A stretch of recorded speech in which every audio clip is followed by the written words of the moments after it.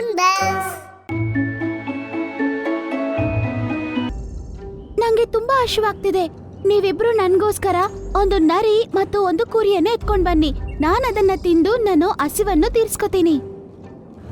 ರಾಣಿ, ನಿಮಗೆ ನನಗೇನ್ ಸಿಗುತ್ತೋ ಅದನ್ನ ನಾನು ತರಬಹುದು. ಆದ್ರೆ ನಮಗೆ ನರಿ ಮತ್ತೆ ಕುರಿನೇ ಬೇಕು ಅಂದ್ರೆ ಲೇಟ್ ಆಗುತ್ತೆ. ಏನು ಕೇಳಕ್ ನಾನ್ ತಯಾರಾಗಿಲ್ಲ. ಮಧ್ಯಾಹ್ನದೊಳಗಡೆ ನಾನು ಕೇಳಿದ್ದು ನಂಗೆ ತಗೊಂಡ್ ಬನ್ನಿ. ಬೇಗ ಹೋಗಿ ಎಲ್ಲಿಂದ. ಅದು ಡಿಸೆಂಬರ್ ತಿಂಗಳಾಗಿತ್ತು. ಶೇರ್ ಖಾನ್ ಕಾಡಿನ ಎಲ್ಲಾ ಜಂತುಗಳನ್ನು ಸಭೆಗೆ ಕರೆದಿದ್ದ. ಪ್ರೀತಿಯ ಪ್ರಾಣಿಗಳೇ, ಚಳಿಯಿಂದ ತಪ್ಪಿಸ್ಕೊಳ್ಳೋಕ್ಕೆ ಕೆಲವು ಉಪಾಯಗಳನ್ನ ಮಾಡಬೇಕು. ಯಾರು ಬೆಳಿಗ್ಗೆ ತಣ್ಣಗಿರೋ ನೀರು ಕುಡಿಯಲ್ಲ. ಸೂರ್ಯ ಮುಳುಗದ ನಂತರ ಯಾರು ಕೂಡ ಸ್ನಾನ ಮಾಡಲ್ಲ. ಕೋಲ್ಡ್ ಆಗಿರೋ ಹಣ್ಣು ಯಾರು ತಿನ್ನಲ್ಲ. ದೊಡ್ಡ ಪ್ರಾಣಿಗಳು ಗುಹೆಯ ಮುಖದತ್ರ ಮತ್ತೆ ಅವರ ಮಕ್ಕಳು ಗುಹೆಯ ಒಳಗಡೆ ಮಲಗ್ತಾರೆ. ಇದರಿಂದ ಮಕ್ಳಿಗೆ ಕೋಲ್ಡ್ ಆಗಲ್ಲ. ಸರಿ ಶೇರ್ ಖಾನ್. ಆಗ ಒಂದು ಬಾಣ ಗಾಳಿಯಲ್ಲಿ ಹಾರ್ತಾ ಬರುತ್ತೆ. ಶೇರ್ ಖಾನ್, ಆಗ ರಾಮು ಆನೆ ಅದನ್ನ ಅದರ ಸೊಂಡಿಲಿನಿಂದ ಹಿಡ್ಕೋತಾನೆ ಮತ್ತೆ ಅದನ್ನ ದೂರ ಬಿಸಾಕ್ಬಿಡ್ತಾನೆ. ಈ ಬಾಣ ಎಲ್ಲಿಂದ ಬಂತು? ಇನ್ನೊಂದು ಬಾಣ ಬರುತ್ತೆ. ಆಗ ಗೇಂಡ ಮೃಗ ಶೇರ್ ಖಾನಿನ ಮುಂದೆ ಬಂದು ನಿಂತ್ಕೋತಾನೆ.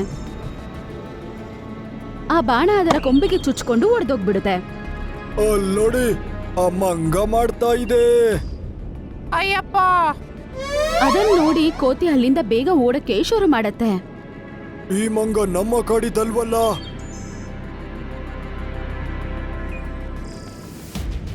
ಇದು ಗೋಲ್ಡಿಯ ಕಾಡಿನದ್ದು. ಅವನೇ ಇದನ್ನ ಮಾಡಿಸಿರ್ಬೇಕು. ನೀವಿರೋ ತನಕ ನನಗೇನು ಆಗಲ್ಲ. ಇನ್ನೊಂದ್ ಕಡೆ ಆ ಕೋತಿ ಗೋಲ್ಡಿ ಹತ್ರ ಹೋಗುತ್ತೆ. ಬಂದ್ಯಾ ನೀನು? ಶೇರ್ ಖಾನ್ನ ಕತೆ ಮುಗಿಸಿದ್ಯಾ? ನಾನು 2 ಬಾಣ ಬಿಟ್ಟೆ. ಗುರಿ ಕೂಡ ಸರಿಯಾಗೇ ಇತ್ತು. ಆ ಆನೆ ಮತ್ತೆ ಗೇಂಡ ಮೃಗ ನಿಲ್ಲಿಸ್ಬಿಡ್ತದನ್ನ. ಆಗ ಅವನಿಗೆ ಕೋಪ ಬಂದು ಜೋರಾಗಿ ಕಿರ್ಚ್ತಾನೆ. ಆಮೇಲೆ ಅವನು ಹೀಗಂತ ಹೇಳ್ತಾನೆ. ಈ ಆನೆ ಮತ್ತೆ ಗೇಂಡ ಮೃಗಕ್ಕೆ ನಾನೇನಾದ್ರೂ ಮಾಡಲೇಬೇಕು. ಮಾರನೇ ದಿನ ಶೇರ್ ಖಾನ್ ಕಾಡೆಲ್ಲ ಸುತ್ತಾಡ್ಕೊಂಬರಕ್ಕೆ ಹೋಗ್ತಾನೆ. ಆಗ ಅವನು ಒಂದು ನರಿಯನ್ನು ನೋಡ್ತಾನೆ. ಅದು ಬೇಗ ಅದರ ಕಡೆ ಓಡುತ್ತೆ ಮತ್ತೆ ಅದನ್ನ ಅಟ್ಯಾಕ್ ಮಾಡಕ್ ಹೋಗುತ್ತೆ. ಆದ್ರೆ ಅದು ಶೇರಣಿಯನ್ನು ಢೀಗೊಡಿಯುತ್ತೆ.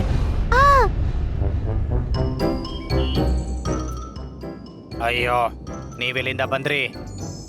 ಒಂದೇ ಪ್ರಾಣಿಯನ್ನು ಒಂದೇ ಸಲ ನಾವಿಬ್ರು ಬೇಟೆ ಆಡಕ್ ಬಂದಿದೀವಿ ಅಂತ ಅನ್ಸುತ್ತೆ. ಹಂಗಂತೇಳಿ ಶೇರ್ನಿ ನಗಕ್ ಶುರು ಮಾಡ್ತಾಳೆ. ಶೇರ್ ಖಾನ್ಗೆ ಅವಳನ್ನ ನೋಡಿದ ತಕ್ಷಣ ಪ್ರೀತಿ ಉಂಟಾಗತ್ತೆ. ಆಮೇಲೆ ಅವರಿಬ್ರು ತುಂಬಾ ಹೊತ್ತು ಮಾತಾಡಿದ ನಂತರ ಶೇರ್ ಖಾನ್ ಅಂತಾನೆ, ನೀವು ನನ್ನ ರಾಣಿಯಾಗಿ ನನ್ನ ಕಾಡಲ್ಲಿ ಇರ್ತೀರಾ?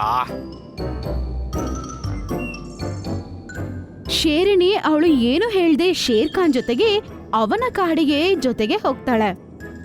ಇವತ್ತಿಂದ ಇವಳು ಕಾಡಿನ ರಾಣಿ. ಎಲ್ಲರೂ ಕೂಡ ಇವರಿಗೂ ಕೂಡ ಹಾಗೆ ರೆಸ್ಪೆಕ್ಟ್ ಕೊಡಬೇಕು, ನನಗೆ ಕೊಟ್ಟಷ್ಟು.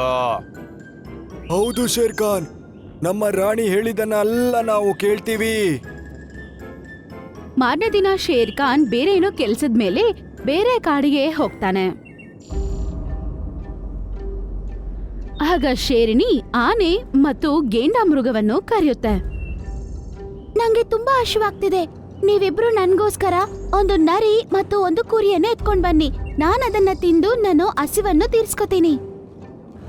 ರಾಣಿ, ನಿಮಗೆ ನನಗೇನ್ ಸಿಗುತ್ತೋ ಅದನ್ನ ನಾನು ತರಬಹುದು. ಆದ್ರೆ ನಮಗೆ ನರಿ ಮತ್ತೆ ಕುರಿನೇ ಬೇಕು ಅಂದ್ರೆ ಲೇಟ್ ಆಗುತ್ತೆ. ಏನು ಕೇಳಕ್ ನಾನ್ ತಯಾರಾಗಿಲ್ಲ. ಮಧ್ಯಾಹ್ನದೊಳಗಡೆ ನಾನು ಕೇಳಿದ್ದು ನಂಗೆ ತಗೊಂಡ್ ಬನ್ನಿ. ಬೇಗ ಹೋಗಿ ಎಲ್ಲಿಂದ.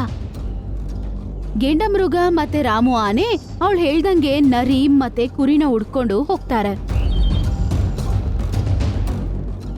ಅವರು ತುಂಬಾ ಹುಡುಕ್ಬಿಡ್ತಾರೆ.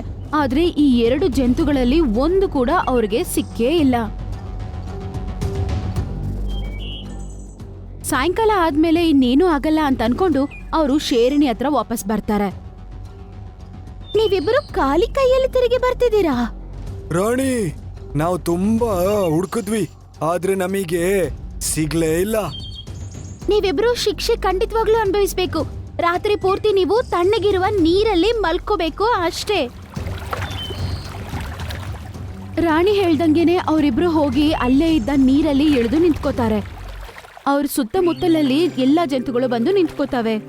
ಆ ಚಳಿಯಲ್ಲಿ ಅವರು ನರ್ಲಾಡ್ತಿರೋದನ್ನ ನೋಡಿ ಎಲ್ಲಾ ಜಂತುಗಳಿಗೆ ತುಂಬಾನೇ ಬೇಜಾರಾಗತ್ತೆ. ಅದನ್ನೆಲ್ಲ ಏನು ತಲೆಗೆ ಹಾಕೋದೆ ಆ ಶೇರಿಣಿ ಅವಳ ಗುಹೆ ಒಳಗಡೆ ಹೋಗಿ ತುಂಬಾ ತೃಪ್ತಿಯಿಂದ ನಿದ್ದೆ ಮಾಡ್ತಾಳೆ. ಮತ್ತೆ ಮಾರನೇ ದಿನ ಬೆಳಗ್ಗೆ ಎದ್ದಿದ ತಕ್ಷಣ ಅವಳು ಆಚೆ ಬಂದು ನೋಡ್ತಾಳೆ.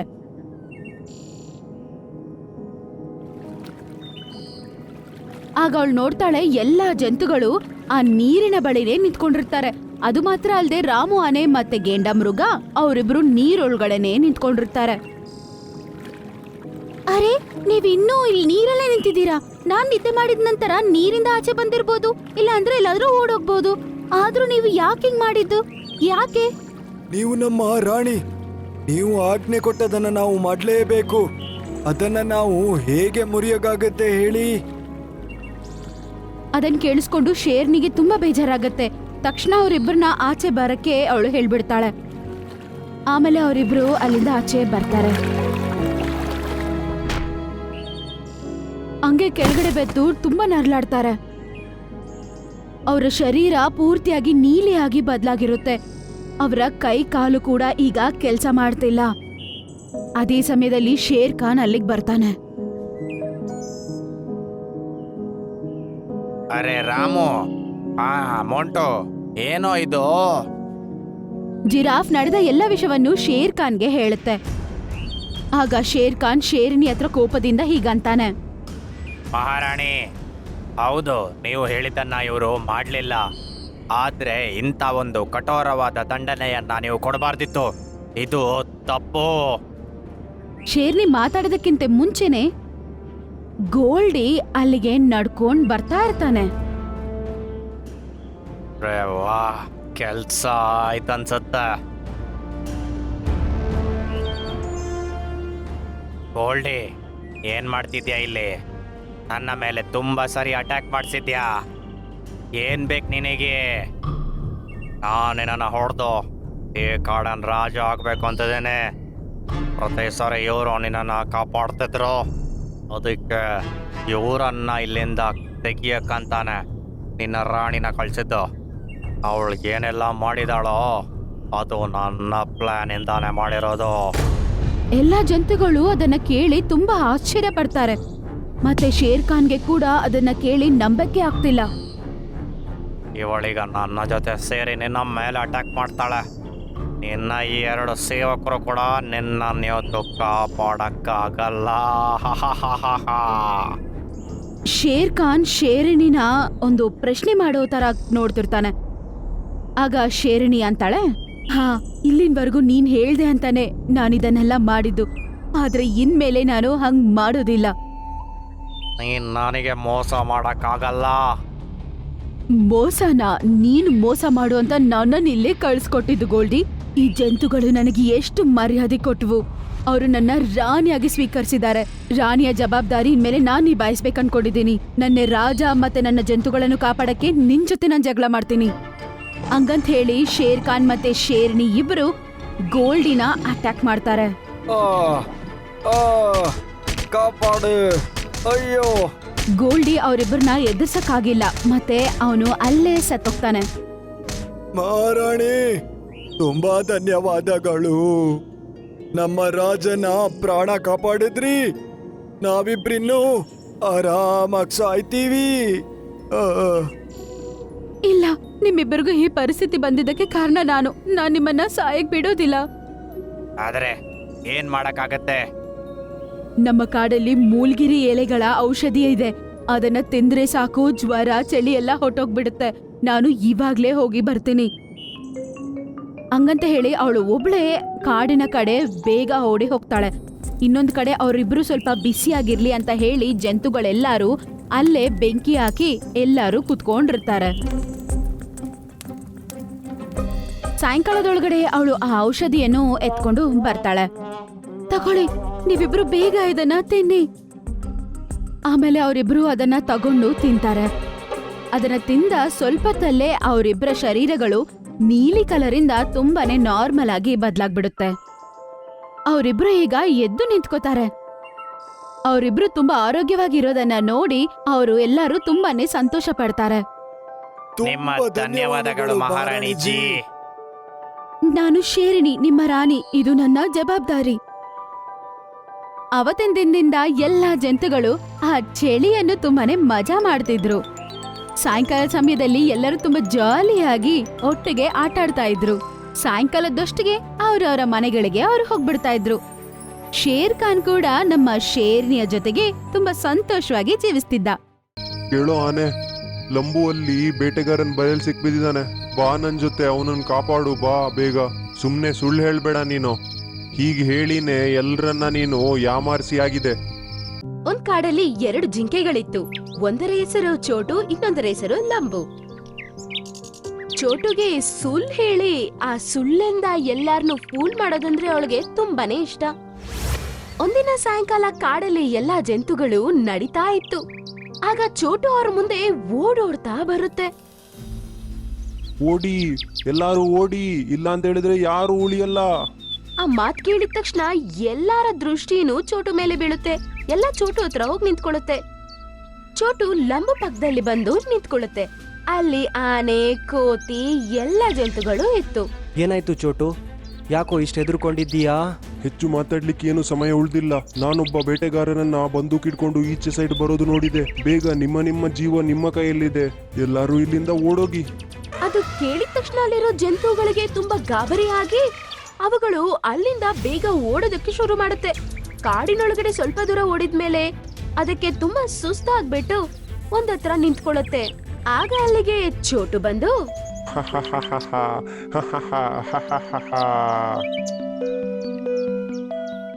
ಏನಾಯ್ತು ಚೋಟು, ನೀನ್ ಯಾಕೆ ಹೀಗೆ ನೆಗಾಡ್ತಿದ್ದೀಯಾ ನಮ್ಮನ್ನ ನೋಡಿ? ನೀವು ಬೇಟೆಗಾರನ ಹೆಸರು ಕೇಳಿದ ಕೂಡಲೇ ಹೇಗೆ ಓಡೋದ್ರಿ? ಅದನ್ನ ನೋಡಿ ನಂಗೆ ನಗು ತಡ್ಕೊಳಕ್ ಆಗ್ಲಿಲ್ಲ. ಆ ವಿಷಯ ಕೇಳಿದ ತಕ್ಷಣ ಜಂತುಗಳೆಲ್ಲ ಒಬ್ರ ಮಕ್ಕೊಬ್ರು ನೋಡ್ಕೋತಿತ್ತು. ಆಗ ಲಂಬು ಹೀಗಂದ, ಇದ್ರಲ್ಲಿ ನೆಗಾಡೋದೇನಿದೆ? ನಾವೆಲ್ಲರೂ ಬೇಟೆಗಾರರಿಗೆ ಹೆದರ್ತೇವೆ. ಯಾಕಂತ ಹೇಳಿದ್ರೆ ಅವರ ಒಂದು ಗುಂಡಿನಿಂದ ನಮ್ಮ ಜೀವ ಸತ್ತೋಗುತ್ತೆ. ಮತ್ತೆ ನೀನು ಕೂಡ ಓಡ್ತಾ ಇದ್ದೆ. ನಾನಂತೂ ಹೆದರ್ತೀನಿ, ಆದ್ರೆ ಒಬ್ಬ ನಿಜವಾದ ಬೇಟೆಗಾರ ಬರ್ಬೇಕಲ್ವಾ? ಅದು ಕೇಳಿದ ತಕ್ಷಣ ಎಲ್ಲರಿಗೂ ತುಂಬಾನೇ ಕೋಪ ಬರುತ್ತೆ. ಅದಕ್ಕೆ ಲಂಬು ಹೀಗಂದ, ಏನ್ ಹೇಳ್ತಾ ಇದೀಯ ನೀನು? ಬೇಟೆಗಾರ ಬರ್ತಾ ಇದ್ದಾನೆ, ಬೇಗ ಓಡೋಗಿ ಅಂತ ಹೇಳಿದ್ದಲ್ವಾ ನೀನು?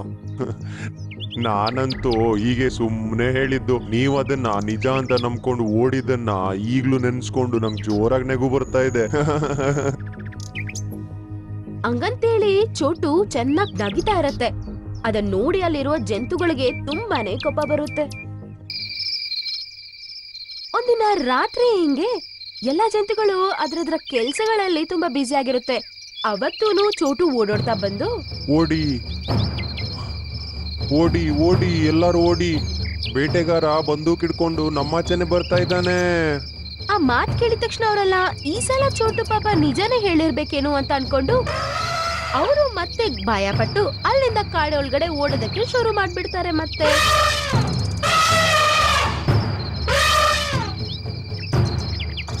ಕಾಡೊಳಗಡೆ ತುಂಬಾ ದೂರ ಓಡಿ ಓಡಿ ಅವುಗಳು ಟಯರ್ಡ್ ಆಗಿ ನಿಂತ್ಕೊಳ್ಳುತ್ತೆ. ಆಗ ಮತ್ತೆ ಚೋಟು ಬಂದು, ಚೋಟು ನಗೋದ್ ನೋಡಿ ಅವುಗಳಿಗೆ ತುಂಬಾ ಕೋಪ ಬರುತ್ತೆ. ಆಗ ಆನೆ ಹೀಗನ್ನುತ್ತೆ, ಏನಾಯ್ತು ನಿಂಗೆ? ನೀನ್ ಯಾಕಂತ ಹೀಗ್ ನೆಗಾಡ್ತಾ ಇದೀಯಾ ಹೇಳು? ನಾನಂತೂ ಈಗ್ಲೂ ನಿಮ್ಮನ್ನ ಮೂರ್ಖರನ್ನಾಗಿ ಮಾಡದೆ. ಯಾವ ಬೇಟೆಗಾರನೂ ಬರ್ತಾ ಇಲ್ಲ, ಏನೂ ಇಲ್ಲ. ನಾನ್ ಸುಮ್ಮನೆ ಹೇಳಿದ್ದು ಗೊತ್ತಾ? ನಿನ್ನ ಈ ಸುಳ್ಳು ಬುರುಕುತನ ಉಂಟಲ್ಲ, ಒಂದಿನ ಇದರಿಂದ ಯಾರು ನಿನ್ನ ನಂಬಲ್ಲ. ಲಂಬು ಹಂಗೆ ಹೇಳಿದ ತಕ್ಷಣ ಎಲ್ಲಾ ಜಂತುಗಳು ಅವರವರ ದಾರಿಯಲ್ಲಿ ನಡ್ಕೊಂಡು ಹೋಗ್ತಾ ಇರ್ತಾರೆ. ಮಾರನೇ ದಿನ ಚೋಟು ಕಾಡಿನಲ್ಲಿ ನಡೀತಿರುತ್ತೆ. ನಿಜವಾಗ ಅಲ್ಲಿ ಒಂದು ಬೇಟೆಗಾರ ನಡ್ಕೊಂಡ್ ಬರ್ತಿರ್ತಾನೆ. ಆ ಬೇಟೆಗಾರನನ್ನ ನೋಡಿ ಅದು ತುಂಬಾ ಗಾಬರಿ ಪಡುತ್ತೆ. ಚೋಟು ಯಾವಾಗಿನ ತರನೇ ಅಲ್ಲಿಂದ ಓಡಿ ಹೋಗಿ ಎಲ್ಲಾ ಜಂತುಗಳಿಗೆ ಬೇಟೆಗಾರ ಬಂದಿದ್ದಾನೆ ಅಂತ ಹೇಳುತ್ತೆ. ಓಡಿ, ಎಲ್ಲಾರು ಓಡಿ, ಬೇಗ ಓಡಿ, ಬೇಟೆಗಾರ ಬರ್ತಾ ಇದ್ದಾನೆ. ನಿಮ್ಗೆ ನಿಮ್ ಜೀವ ಬೇಕಾದ್ರೆ ಎಲ್ಲಾರು ಓಡಿ. ಆದ್ರೆ ಈ ಸಲ ಚೋಟು ಮಾತನ್ನ ಯಾರು ಕೇಳಕ್ ರೆಡಿ ಇಲ್ಲ. ಈ ಸರಿ ನಿನ್ ಚೇಷ್ಟೆ ಎಲ್ಲ ಏನು ನಡೆಯಲ್ಲ. ನಾವು ನೀನ್ ಹೇಳಿದ್ದನ್ನ ಏನು ನಂಬಲ್ಲ ಈ ಸರಿ. ಆದ್ರೆ ಈ ಸರಿ ನಾನು ಸುಳ್ಳು ಹೇಳ್ತಾ ಇಲ್ಲ. ಅವನ್ ಕೈಯಲ್ಲಿ ಬಲೆ ಬೇರೆ ಇದೆ. ಅದ್ ಹೇಳೋದ್ ಕೇಳಿ ಜಂತುಗಳೆಲ್ಲ ಅದು ಸುಳ್ಳು ಹೇಳ್ತಿದೆ ಅಂತ ಅನ್ಕೊಂಡು ಅಲ್ಲಿಂದ ಹೋಗ್ಬಿಡ್ತವೆ. ಲಂಬು ಅಲ್ಲೇ ನಿಂತಿದ್ದ. ಸರಿ, ಸ್ವಲ್ಪ ತಿರ್ಗಾಡ್ಕೊಂಡ್ ಬರೋಣ. ನೀನು ಯಾರನ್ನು ಮೂರ್ಖ ಮಾಡಿಲ್ಲ ಅಂತ ನೀನ್ ಬೇಜಾರಲ್ಲಿ ಇರ್ತೀಯ ಅಲ್ವಾ, ಅದಕ್ಕೆ ಸ್ವಲ್ಪ ಕಾಡ್ ಸುತ್ತಾಡ್ಕೊಂಡ್ ಬರೋಣ. ಹಂಗಂತೇಳಿ ಲಂಬು ನಗ್ತಾ ಇರ್ತಾನೆ. ಮತ್ತೆ ಲಂಬು ಚೋಟು ಇಬ್ರು ಸೇರಿ ಕಾಡೊಳಗಡೆ ಸ್ವಲ್ಪ ದೂರ ನಡ್ಕೊಂಡು ಹೋಗ್ತಾ ಇರ್ತಾರೆ. ಅವ್ರೊಂದ್ ಜಾಗಕ್ಕೆ ಹೋಗ್ತಾರೆ. ಅಲ್ಲಿ ಚಂದಮಾಮನ ಬೆಳಕು ಸ್ವಲ್ಪನೂ ಇರೋದಿಲ್ಲ. ಅಲ್ಲಿ ಬೇಟೆಗಾರ ಅವನ ಬಲೆ ಹಾಕಿರ್ತಾನೆ. ಆ ವಿಷಯ ಗೊತ್ತಿಲ್ದೆ ಲಂಬು ಆ ಬಲೆ ಒಳಗಡೆ ಹೋಗಿ ಸಿಕ್ಕಾಕೊಂಡ್ಬಿಡುತ್ತೆ. ಅದನ್ನದು ಕಾಪಾಡ್ಕೊಳ್ಳೋದಕ್ಕೆ ಆಗಿಲ್ಲ. ಲಂಬು ಸಿಕ್ಕಾಕೊಂಡಿರೋದನ್ನ ಚೋಟು ನೋಡ್ತಾನೆ. ಚೋಟುಗೆ ತುಂಬಾನೇ ಭಯ ಆಗ್ಬಿಡುತ್ತೆ. ಅವನು ಕಾಪಾಡೋದಕ್ಕೆ ಟ್ರೈ ಮಾಡ್ತಾನೆ, ಆದ್ರೆ ಅವನ್ ಕೈಯಲ್ಲಿ ಕಾಪಾಡಕ್ಕಾಗಿಲ್ಲ. ಲಂಬು ಕೈಯಲ್ಲಿ ಸ್ವಲ್ಪನೂ ಕದ್ಲಕ್ಕೂ ಆಗಿಲ್ಲ. ಚೋಟು, ಈ ಬಲೆಯಿಂದ ನೀನ್ ನನ್ನನ್ನ ಹೊರಗಡೆ ತೆಗಿಯಕ್ಕಾಗಲ್ಲ ಕಣಯ್ಯ. ಬೇರೆ ಯಾವ್ದಾದ್ರು ಪ್ರಾಣಿನ ಕರ್ಕೊಂಡ್ ಬಾ ದಯವಿಟ್ಟು. ಬೇಟೆಗಾರ ಬಂದ್ರೆ ಅವನ್ ಜೊತೆ ನನ್ನ ಕರ್ಕೊಂಡೋಗ್ತಾನೆ. ಅದನ್ ಕೇಳಿ ಚೋಟುಗೆ ತುಂಬಾ ಭಯ ಆಗತ್ತೆ. ಮತ್ತೆ ಈಗಂತಾನೆ, ನೀನ್ ಹೆದರ್ಬೇಡ ಲಂಬು, ನಾನು ಯಾರನ್ನಾದ್ರೂ ಕರ್ಕೊಂಬರ್ತೀನಿ ಈಗ. ಹಂಗಂತೇಳಿ ಚೋಟು ಅಲ್ಲಿಂದ ಹೋಗ್ಬಿಡ್ತಾನೆ. ಸಹಾಯಕ್ಕೋಸ್ಕರ ಅಲ್ಲಿ ಇಲ್ಲಿ ಹುಡುಕ್ತಾ ನಡ್ಕೊಂಡು ಹೋಗ್ತಿರ್ತಾನೆ. ಸ್ವಲ್ಪತ್ತಾದ್ಮೇಲೆ ಅವನ್ಗೆ ಅಲ್ಲಿ ಆನೆ ಕಾಣಿಸುತ್ತೆ. ಕೇಳೋ ಆನೆ, ಲಂಬು ಅಲ್ಲಿ ಬೇಟೆಗಾರನ್ ಬಯಲ್ ಸಿಕ್ಬಿದ್ದಾನೆ. ಬಾ ನನ್ ಜೊತೆ, ಅವನನ್ನ ಕಾಪಾಡು ಬಾ ಬೇಗ. ಸುಮ್ನೆ ಸುಳ್ಳು ಹೇಳ್ಬೇಡ ನೀನು. ಹೀಗೆ ಹೇಳಿನೇ ಎಲ್ರನ್ನ ನೀನು ಯಾಮಾರಿಸಿ ಆಗಿದೆ. ನಾನು ನಿಜ ಹೇಳ್ತಾ ಇದ್ದೀನಿ, ದಯವಿಟ್ಟು ಬಾ ಬೇಗ. ನಾನ್ ನಿನ್ನ ನಂಬಲ್ಲ ನೋಡು. ನಿನ್ ಜೊತೆ ನಾನು ಎಲ್ಗೂ ಬರಲ್ಲ. ಹಂಗಂತೇಳಿ ಆನೆ ಅಲ್ಲಿಂದ ಹೋಗ್ಬಿಡುತ್ತೆ. ಚೋಟುಗೆ ಬೇಜಾರಾಗಿ ಮತ್ತೆ ಬೇರೆ ಯಾರಾದ್ರೂ ಸಿಗ್ತಾರಾ ಅಂತ ನಡ್ಕೊಂಡು ಹೋಗ್ದಿದ್ದಾಗ ಮರದ ಮೇಲೆ ಒಂದು ಕೋತಿ ಕಾಣಿಸುತ್ತೆ. ಮಂಗಣ್ಣ, ಬೇಗ ನನ್ ಜೊತೆ ನಡಿ. ಅಲ್ಲಿ ಲಂಬು ಬೇಟೆಗಾರರು ಬಯಲ್ ಸಿಕ್ಬಿದ್ಯಾನೆ. ಅವನನ್ನ ಅಲ್ಲಿಂದ ತೆಗಿಲಿಲ್ಲ ಅಂದ್ರೆ ಬೇಟೆಗಾರ ಅವನನ್ನ ಕರ್ಕೊಂಡೋಗ್ತಾನೆ. ಏ ಚೋಟು, ನಾನ್ ನಿನ್ನ ನಂಬಲ್ಲ. ನೀನು ನಮ್ಮನ್ನೆಲ್ಲ 2 ಸರಿ ಮೂರ್ಖ ಮಾಡಿ ಆಗಿದೆ. ಇನ್ನೊಂದ್ಸರಿ ನಿನ್ನ ಆಟ ಇಲ್ಲಿ ನಡೆಯಲ್ಲ. ನಾನ್ ಹೇಳೋದನ್ನ ಸ್ವಲ್ಪ ಕೇಳ್ತೀಯಾ?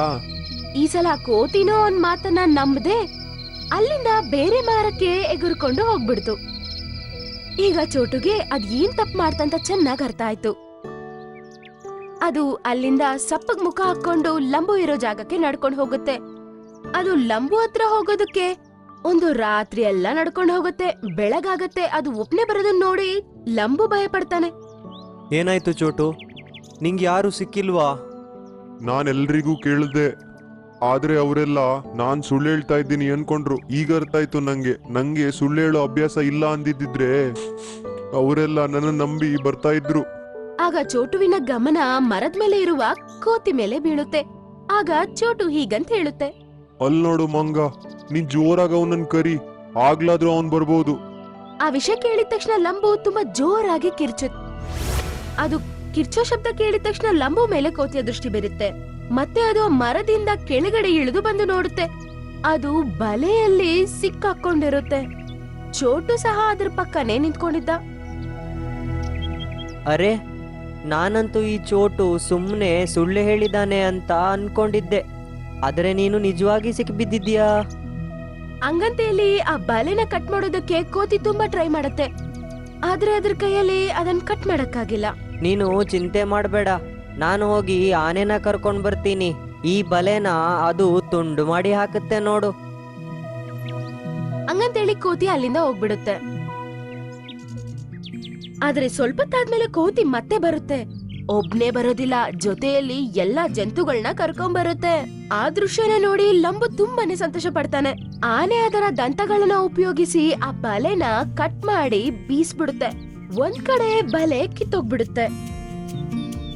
ಆದ್ರೆ ಇನ್ನೊಂದ್ ಕಡೆ ಬಲೆ ಕಿತ್ತಕ್ಕಕ್ ಮುಂಚೆನೆ ಬೇಟೆಗಾರ ಬರ್ತಿರೋದನ್ನು ಅವರೆಲ್ಲ ನೋಡ್ಬಿಡ್ತಾರೆ. ನೋಡಿದ ತಕ್ಷಣ ಅಲ್ಲಿಂದ ಓಡಕ್ ಶುರು ಮಾಡ್ತಾರೆ.